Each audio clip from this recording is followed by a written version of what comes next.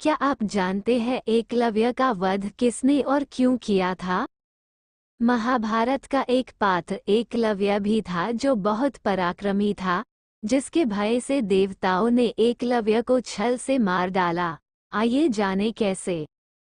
एकलव्य निषाद राजा हिरण्यधनु तथा उनकी पत्नी सुलेखा का पुत्र था। यह एक भील जाति के थे। एकलव्य के पिता ने एकलव्य का नाम अभिद्युम्न रखा था, परंतु लोग उसे अभय के नाम से पुकारते थे।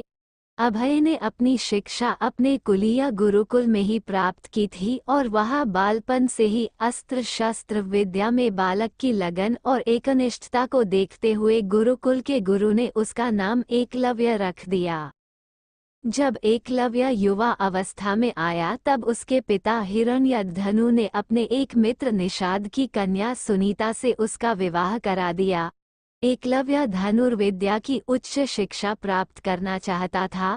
उस समय धनुर्विद्या में गुरु द्रोण की ख्याति बहुत प्रचलित थी, पर वह केवल ब्राह्मण या क्षत्रिय जाति को ही शिक्षा देते थे और शूद्रों को शिक्षा देने के विरोध में रहते थे। महाराज हिरण्यधनु ने एकलव्य को समझाने की पूरी कोशिश की। गुरु द्रोण तुम्हें शिक्षा नहीं देंगे, तुम व्यर्थ प्रयास कर रहे हो। पर एकलव्य ने पिता को कहा कि उनकी शस्त्र विद्या से प्रभावित होकर आचार्य द्रोण स्वयं उसे अपना शिष्य बनाने को विवश हो जाएंगे। जब एकलव्य गुरु द्रोण के पास गए तो उन्होंने एकलव्य को अपना शिष्य बनाने से मना कर दिया। तब एकलव्य ने वन में आचार्य द्रोण की एक प्रतिमा बनाई और धनुर्विद्या का अभ्यास करने लगा। वो उस प्रतिमा को गुरु के रूप में रखकर उसके सामने धनुर्विद्या का अभ्यास करता था। एक बार द्रोणाचार्य अपने शिष्यों और एक कुत्ते के साथ उसी वन में आए। उस समय एकलव्य धनुर्विद्या का अभ्यास कर रहे थे। कुत्ता एकलव्य को देखकर भौंकने लगा।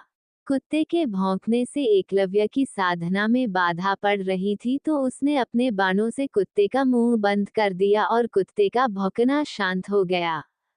एकलव्य ने इस तरह उस कुत्ते का मुंह बंद किया बाण चलाकर कि कुत्ते को किसी प्रकार की चोट नहीं लगी।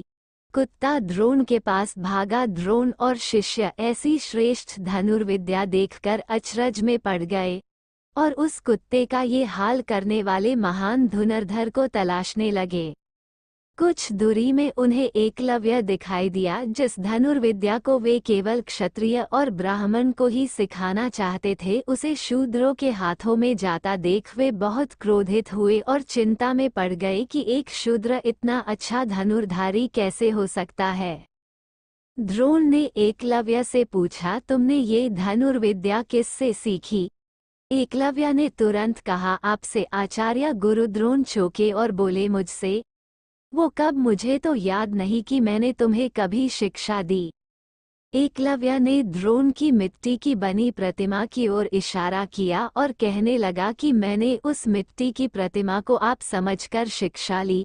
द्रोण ने एकलव्य से कहा कि अगर ऐसा है तो गुरु दक्षिणा में अपने दाएं हाथ का अंगूठा मुझे दो। एकलव्य ने बिना कुछ सोचे समझे अपना अंगूठा काटकर गुरु द्रोण को अर्पित कर दिया।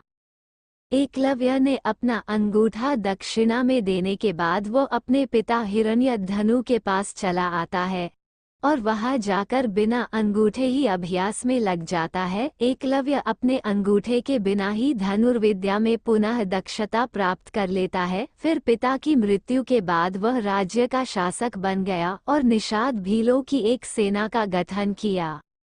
एक बार जब एकलव्य ने मथुरा की सेना पर आक्रमण कर दिया था, तब यादव वंश में कोहराम मचने लगा। जब ये श्री कृष्ण ने देखा कि दाहिने हाथ में सिर्फ 4 अंगुलियों के सहारे धनुष बाण चलाते हुए एकलव्य अकेला ही सैकड़ों पर भारी था, कृष्ण को वंश के नाश होने का भय सताने लगा, तो इसी युद्ध में कृष्ण ने छल से एकलव्य का वध किया था। कृष्ण ने अंतिम में ये स्वीकारा अर्जुन के सामने कि अर्जुन, तुम संसार में सर्वश्रेष्ठ कहलाओ, इसके लिए मैंने न चाहते हुए भी तुम्हारी जानकारी के बिना भील पुत्र एकलव्य को छल से मारा ताकि तुम इस संसार के सर्वश्रेष्ठ धनुर्धर कहलाओ। थैंक यू दोस्तों।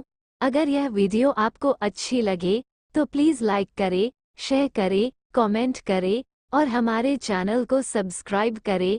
Thanks for watching.